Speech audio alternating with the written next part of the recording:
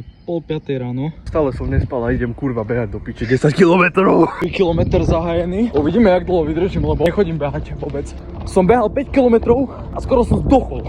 Kde si, samo? Neviem, koľko je hodín. Zatiaľ celkom vládzeme tu úplne v pohode. Máme ešte pokokot kilometrov pred sebou. Je to hard jak kokot, ale je to hec, kámo. Treba takéto veci robiť. Strašne dobrý pocit bol seba. Je za mnou nejakých 12 km. Musel som spomaliť tempo. Tam je.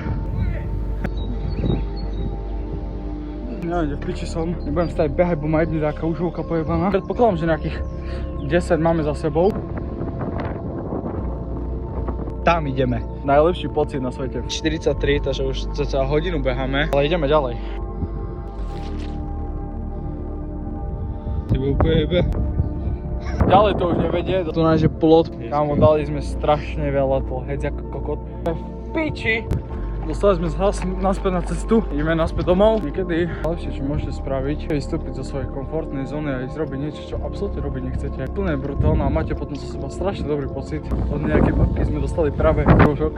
10 z 10, kámo. Rožok som zjedol, to nájsť basný rožok, aký som mal. Zjem toto.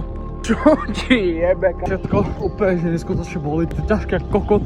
Musím to dať aj keď trošku som dal chill pri vode, lebo už to fakt, kámo, začínalo byť že insane. Jeba na to, ideme ďalej behať, kámo. Ja neverím, som to dal, kámo. Som doma. To je brutálny pocit. Na budúce zase, kámo. Doserem sa, dávam do tvor kokot. Kurva.